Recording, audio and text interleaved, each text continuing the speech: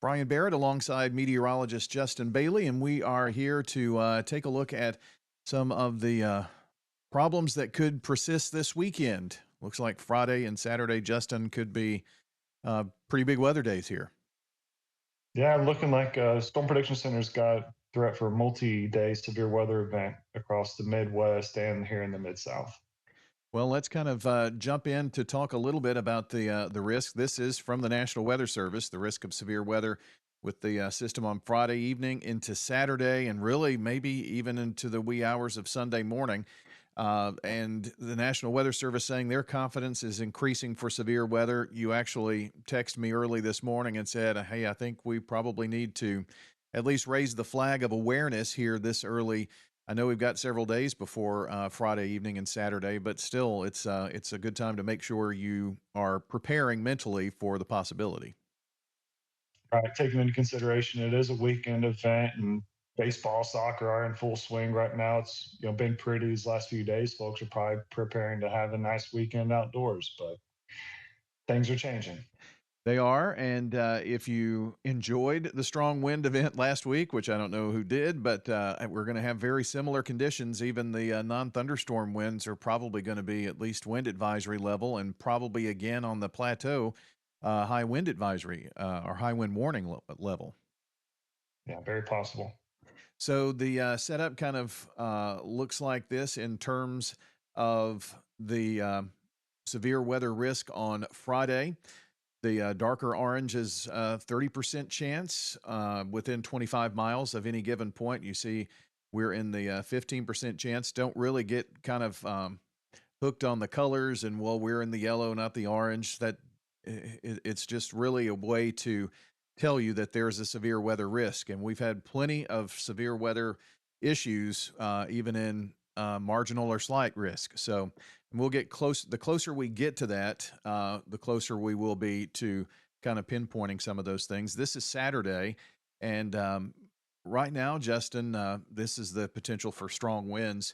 Friday evening, Saturday. Kind of walk us through what your thoughts are after looking at the long range models.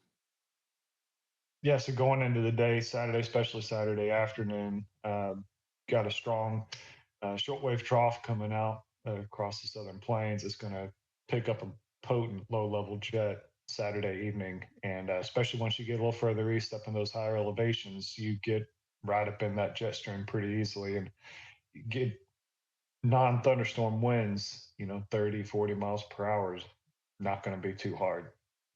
Let's kind of do a little model watching. I'm going to kind of let you go through this. Let me first of all pull up this is the Euro here for us. And this is at 0Z on the 15th on Saturday. So, what do you see here in terms of what this particular model is showing us? Looks like a line of storms developing to our west and moving our direction. Probably going to have strong straight line winds, and with any embedded supercells, or if there's any prefrontal supercells, you could have potential for large hail and tornadoes. So that takes us right here through Sunday, and just back it up and go through one more time so you can see. This is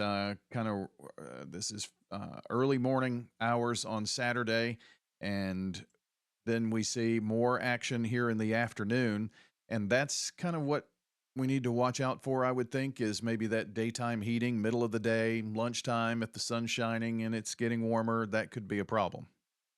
Right, we see that initial line kind of weaken as it approaches us. What lingering cloud cover and rainfall is going to be in the area, and how much sunshine are we able to get? Does it blow through and we are full blown sunshine for half the day? That could be a troublesome scenario if that happens. So, I also like to mention, don't get caught up on the bright colors you see, and you see, well, this is where it's going to be the heaviest of rain. These are just models. This is just what helps forecasters put together a forecast. You look at the models quite frequently. There are several different models that do different things. These are the longer range models. This is a look at the GFS. We're not in range of those short range models, which kind of show you maybe more particulars and uh, the smaller things that could happen to affect a system. Right, the higher resolution. They're able to see finer, minute mesoscale details.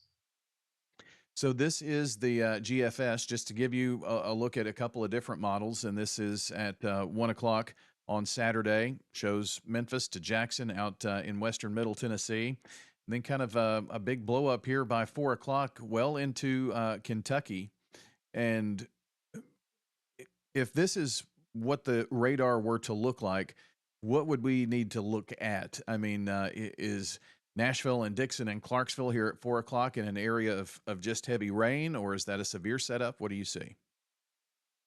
Um, Heavy rain, but very likely that's some damaging straight line winds and possibly some, you know, tornadic stuff spinning around up in there too. That's a pretty concerning setup with us being on that warm southeast side of that, if that right there materializes. Yeah, so if this is 4 p.m., you've got warm air just coming in from the south, Gulf of Mexico, and that is just kind of feeding into the beast, if you will, in it.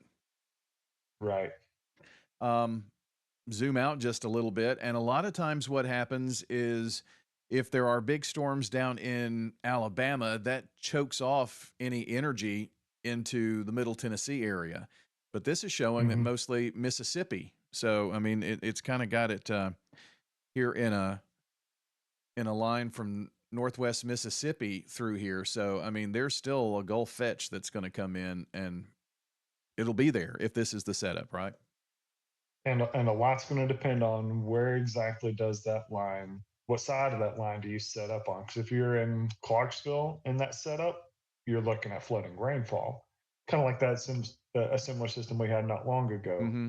If you're in that flooding rain threat, lesser severe threat. But if that line, if you're a little bit further south and east and in that warm sector with that, warm, humid south wind, your severe threat's going to grow up and go up quite significantly. I mean, even down toward Huntsville and Decatur, you're seeing breaks there, and that very well could be filtered sunshine, right? You know, you just don't know. And again, this is just a Yeah. model. We're far out, so don't get hooked on the particulars, but this does show this is 1 o'clock, 4 o'clock, and 7 o'clock on Saturday. And then finally, by 10 o'clock, looks like it's a plateau in eastern Tennessee problem by that point. But big takeaways here. We talked about doing this video today. It's just to raise awareness. If you've got soccer games this weekend, if you've got things that are going on during the day and evening, the time has changed. We've got, more sunlight, an extra hour. Just be careful and keep abreast of the weather. And regardless of severe weather, it's looking like a very high end rainfall event. And we all know flooding's more deadly than most of the severe weather events, anyways. It doesn't get all the talk, Right. but turn around, don't drown is what they say, right? Exactly. That and unfortunately, you can say that until you're blue in the face and people are still going to drive through the water, but don't be one of those people because then you put, Yeah. your emergency responders in risk and that kind of thing. So the thinking is probably to give this another day and probably sometime Thursday evening kind of give you an update. We'll be kind of in the range of some of the shorter term models and be able to maybe pinpoint just a little better the forecast. So hope you will like, share, subscribe, and tell your friends and family. Rutherford Weather. We're covering Rutherford County. And if you want to know about what's going on here in Rutherford County, Tennessee, be sure to join us, rutherfordwx.com online and on the social channels, RuCo Weather, RuCo Weather. All right, that's it for meteorologist Justin Bailey. Bryan Barrett here, and have a good evening.